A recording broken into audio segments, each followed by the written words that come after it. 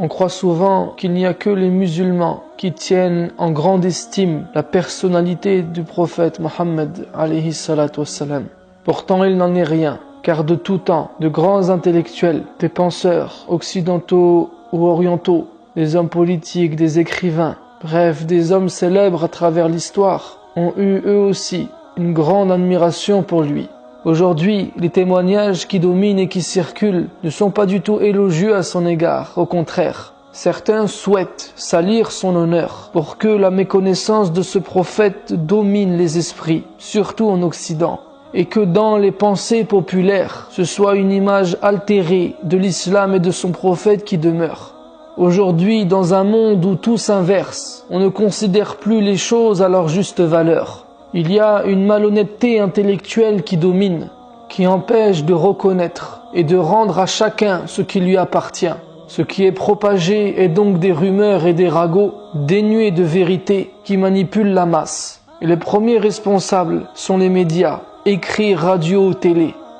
En général, ils ne sont plus que dans la caricature. Il n'y a plus beaucoup de liberté et pas non plus de sérieux dans leur travail.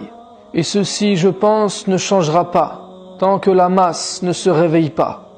Ces hommes et ces femmes d'hier et d'aujourd'hui que je vais citer n'étaient pas dépourvus d'un esprit critique. Ils ont tout simplement reconnu l'évidence, reconnu que Mohammed était un homme extraordinaire.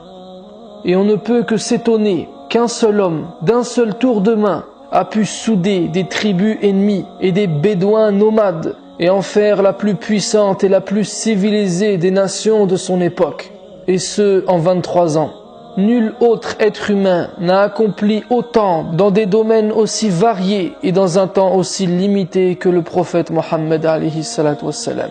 Aucune personnalité de l'histoire ne peut le surpasser ou même l'égaler dans n'importe quel domaine de la vie. Ce monde a eu son lot de grandes personnalités, mais elles ne furent des génies que dans un ou deux domaines, alors que lui a tout changé, a tout réformé de fond en comble. Voilà pourquoi Michael Hart, dans son classement des 100 personnalités les plus influentes de l'histoire, dans lequel il a placé Einstein en 10e, Christophe Colomb en 9e, Bouddha en 4e, Jésus en 3e, Newton en 2e, a placé Mohammed en premier. Il a expliqué cela en disant « Certains lecteurs seront peut-être étonnés de me voir placer Mohammed en tête des personnalités ayant exercé le plus d'influence en ce monde, et d'autres contesteront probablement mon choix. Cependant, Mohammed est le seul homme au monde qui ait réussi par excellence sur les plans religieux et profanes. » George Bernard Shaw a dit « Il fut, de loin, l'homme le plus remarquable qui ait jamais existé sur cette terre. Il prêcha une religion, fonda un État, bâtit une nation, établit un code moral, initia de nombreuses réformes sociales et politiques, fit naître une société solide et dynamique qui personnifia ses enseignements en les mettant tous en pratique et qui révolutionna tous les domaines de la pensée et de l'action humaine d'alors, de jadis et des temps à venir. » James Michener a dit « De ce que nous connaissons de sa vie, nous savons que Mohammed ne savait ni lire ni écrire, mais il commença à dicter des mots qui lui étaient inspirés et qui allaient bientôt transformer une grande partie du globe par le verset « Il n'y a qu'un seul Dieu ». Sur tous les plans, Mohammed était un esprit éminemment pratique. Jules Masserman, dans un article intitulé « Où sont les leaders ?», a conclu en disant « Peut-être le plus grand leader de tous les temps est Mohammed ». Voltaire a déclaré « J'ai dit reconnaître Mohammed comme étant un grand homme. Rien n'est plus impie, dites-vous. Je vous répondrai que ce n'est pas de ma faute si ce petit homme a changé la face d'une partie du monde, s'il a gagné des batailles contre des armées 10 fois plus nombreuses que les siennes, s'il a fait trembler l'Empire romain, s'il a donné les premiers coups à ce colosse que ses successeurs ont écrasé, et s'il a été législateur de l'Asie, de l'Afrique et d'une partie de l'Europe. Il a également dit « Ce fut certainement un très grand homme, et qui forma de grands hommes. Il fallait qu'il fût martyr ou conquérant, il n'y avait pas de milieu. il vainquit toujours, et toutes ses victoires furent remportées par le petit nombre sur le grand. Conquérant, législateur, monarque et pontife, il joua le plus grand rôle qu'on puisse jouer sur la terre aux yeux du commun des hommes. Voltaire a également dit « Le plus grand changement que l'opinion ait produit sur notre globe fut l'établissement de la religion de Mohammed. Il faut avouer qu'il retira presque toute l'Asie de l'idolâtrie. Il enseigna l'unité de Dieu. Il déclamait avec force contre ceux qui lui donnent des associés.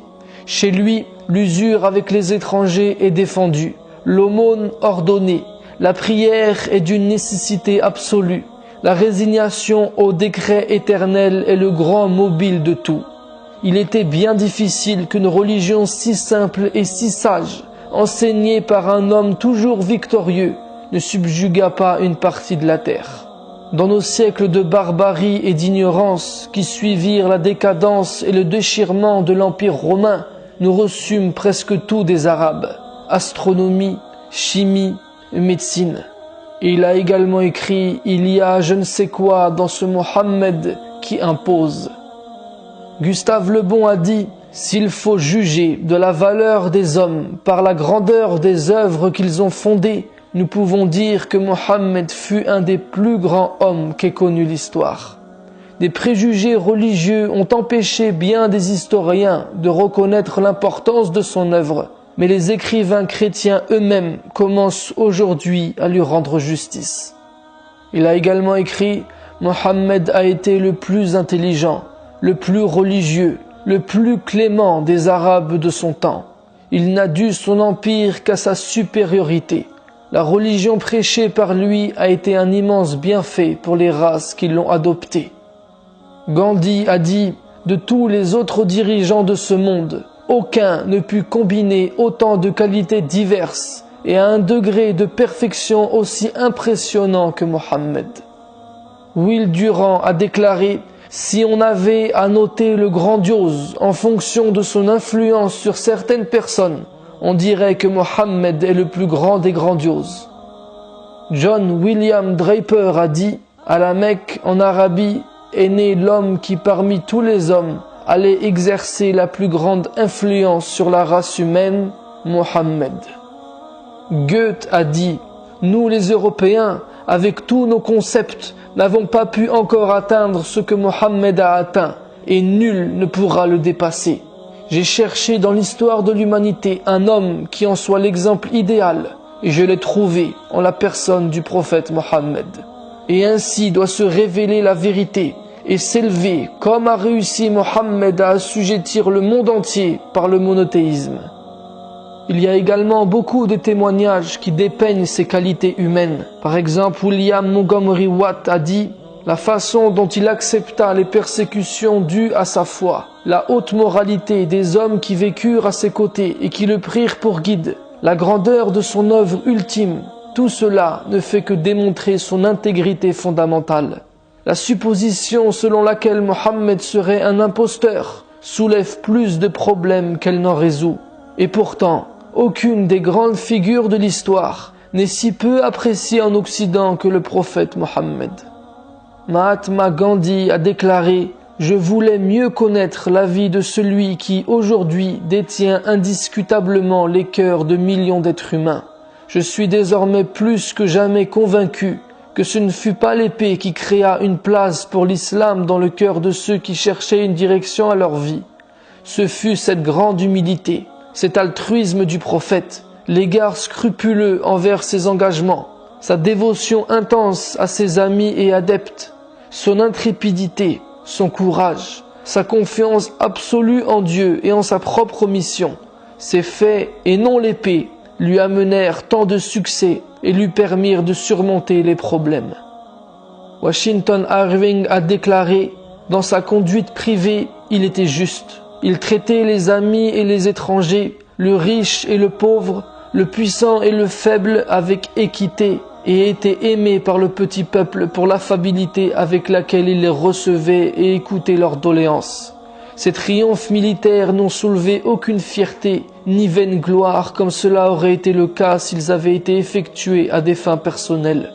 Au moment de sa plus grande puissance, il a maintenu la même simplicité, de manière et d'apparence que dans ses jours d'adversité. Aussi, sans que sa souveraineté en soit affectée, il était mécontent lorsque, entrant dans une pièce, un témoignage inhabituel de respect lui était montré. S'il visait une domination universelle, c'était la domination de la foi. Quant au pouvoir temporel qui a grandi entre ses mains, il l'a utilisé sans ostentation et il n'a rien fait pour le perpétuer dans sa famille. Thomas Carlyle a écrit « On remarqua que Mohammed, depuis sa tendre enfance, était considéré comme étant un jeune doué de raison. D'ailleurs, les personnes avec lesquelles il vivait l'avaient surnommé El-Amin, l'honnête, le sincère et le loyal.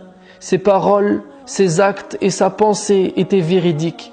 Ceux qui le côtoyaient avaient également remarqué que toute parole qui exhalait de lui renfermait une édifiante sagesse. J'ai appris de lui qu'il était extrêmement pondéré et gardait le silence lorsque les paroles n'étaient plus nécessaires. Mais lorsqu'il parlait, ses paroles n'étaient que vérité et raison. Tout le long de sa vie, nous avons vu en lui un homme aux principes bien établis et connu pour une implacable détermination.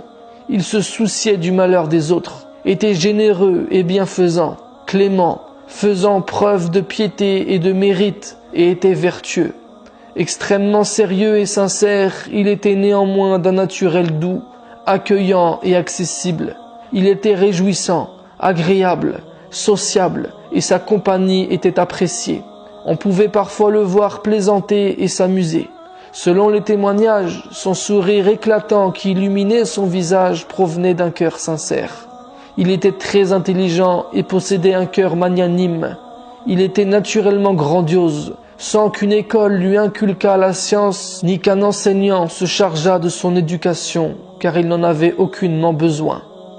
De tout temps, le prophète Mohammed alayhi salatu wassalam a été admiré, que ce soit par ses partisans, ses ennemis, ou juste par des observateurs neutres. Voici quelques témoignages d'hommes et de femmes. Benjamin Smith a dit « Il était César et le pape réunis en un seul être. Mais il était pape sans avoir les prétentions du pape, et César sans avoir les légions de César, sans armée, sans garde du corps, sans palais et sans revenu fixe. S'il y a un homme qui a le droit de dire qu'il règne par la volonté divine, ce serait Mohammed, puisqu'il a tout le pouvoir sans en avoir les instruments ni les supports.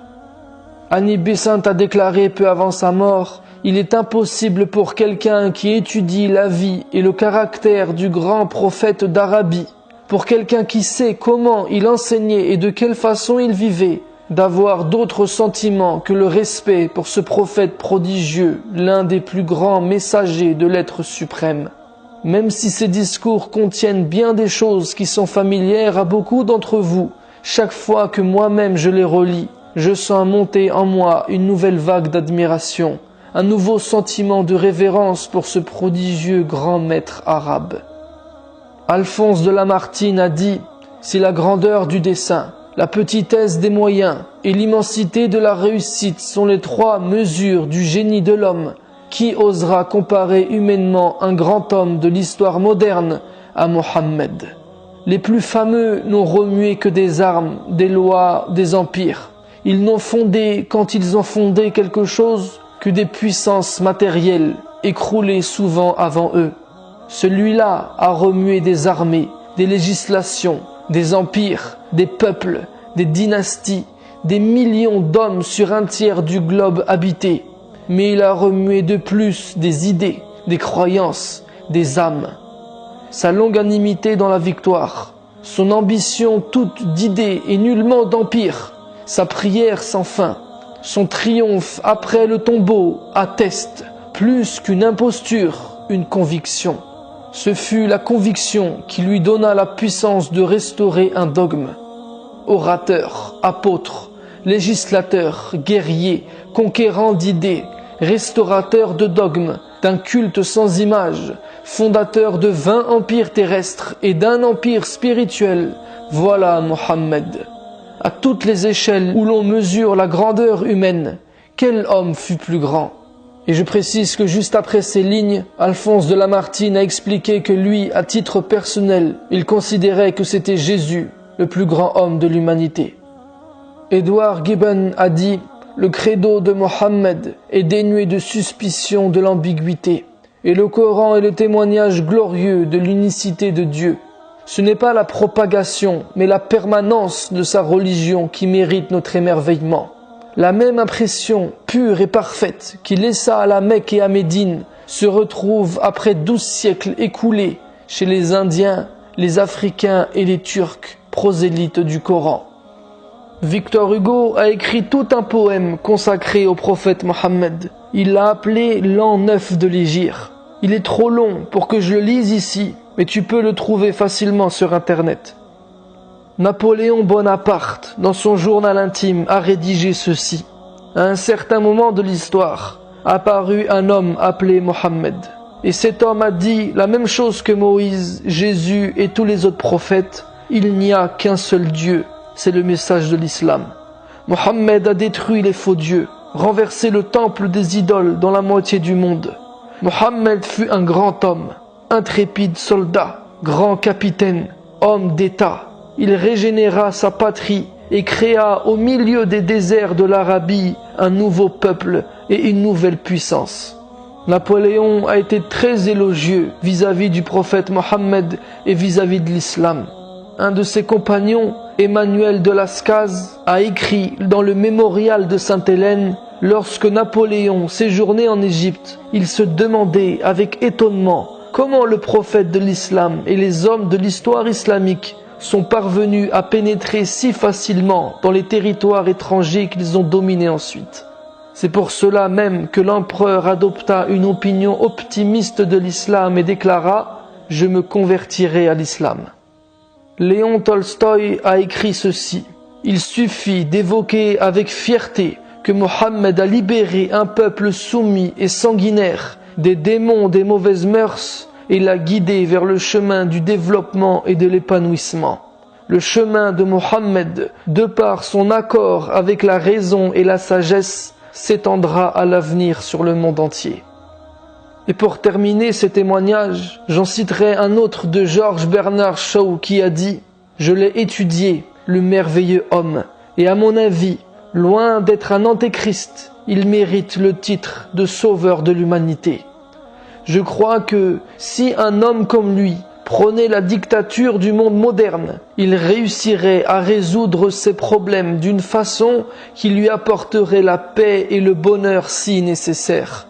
J'ai prophétisé sur la foi de Mohammed qu'elle sera acceptable à l'Europe de demain, comme elle commence à devenir acceptable à l'Europe d'aujourd'hui. » Il a également écrit « C'est une honte pour chacun d'écouter les accusations disant que l'islam est un mensonge et que Mohammed est un imposteur et un falsificateur.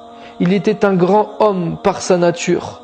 Il n'a pas été éduqué par une école ni par un instituteur. Il n'avait pas besoin de tout cela. Le mensonge façonné avec de bonnes intentions destiné à cet homme ne déshonore que nous. Une grande âme silencieuse, il était de ceux qui ne peuvent être autrement que sincères et convaincus, et que la nature elle-même a créé sincères. Alors que d'autres se complaisent dans des formules et des rumeurs contents de leur sort, cet homme ne pouvait se soustraire aux formules.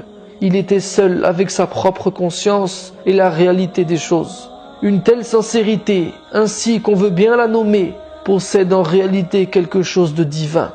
Le discours d'un tel homme est semblable à la voix qui émane du cœur même de la nature. Les hommes écoutent et doivent écouter ce discours mieux que tout autre. Le reste n'est que futilité en comparaison. La liste des témoignages de ce genre n'est évidemment pas exhaustive. On ne pourrait pas tous les citer. Ils ont tous conclu de manière objective, en étudiant de manière impartiale sa vie et son histoire, que Mohammed alayhi salatu wassalam était un grand homme. Ils n'ont pas tous cru que c'était un prophète. Ces personnes que je viens de citer étaient non musulmans. Je n'utilise pas leurs citations pour prouver la prophétie de Mohammed, n'y vois donc aucune intention de récupération.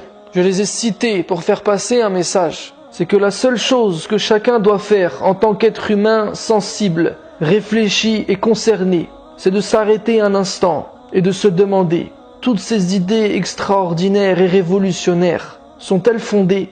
Sont-elles justes? Et si tu considères qu'elles le sont, n'est-il pas temps que tu apprennes à connaître cet homme, que tu cesses d'ignorer ses enseignements? Cela ne te coûtera rien, au contraire. Ça marquera plutôt le début d'une nouvelle ère dans ta vie. Une des choses que m'a appris l'islam, que m'a appris mon prophète, c'est d'être juste, de pas tomber dans les amalgames, de pas se faire avoir par des raccourcis et des préjugés. Et être juste implique de préserver son esprit critique, de refuser de se faire orienter par qui que ce soit. Et j'ai remarqué, et je pense qu'on l'a tous remarqué, que souvent la vérité dérange. Ceux qui dominent le font à des fins personnelles. Alors ils font tout pour salir ceux et celles qui travaillent pour l'intérêt général. Et c'est ce qu'ils tentent de faire avec celui qu'ils appellent Mahomet. Ils sont même allés jusqu'à falsifier son nom, et pas de manière anodine, puisque Mahomet a le sens inverse de Mohammed. Mohammed est celui à qui on fait des éloges, et Mahomet veut dire tout l'inverse. Et si cet homme dérange, c'est parce qu'il est venu pour réveiller les gens. C'est parce que son message appelle à la révolution, parce que son message est libérateur, loin de toute manipulation. Et comment ne pas être élogieux envers lui, alors qu'Allah lui-même nous a dit, en effet, vous avez dans le prophète un excellent modèle. Alors qu'Allah lui-même lui a dit, et tu es certes d'une moralité éminente. Si Dieu parle de lui de cette manière, si Dieu lui a dit, nous ne t'avons envoyé que miséricorde pour le monde entier, alors cela est évident pour celui qui a encore un cœur vivant, que cela doit éveiller sa saine nature, son intuition, sa curiosité naturelle, et de se pencher sur cet homme et son message. On ne se cache pas derrière des hommes célèbres pour légitimer notre foi. J'aime pas d'ailleurs le terme de penseur, parce que personne ne doit penser à ta place. Mais on ne cite ces gens que pour éveiller davantage cette curiosité de ceux pour qui la parole d'Allah ne suffit pas. Car c'est peut-être à travers cet homme, ce prophète, Mohammed, alayhi salatu wassalam, que tu connaîtras Allah, que tu connaîtras la vérité. Sur ce, je te dis à la prochaine vidéo, Inch'Allah.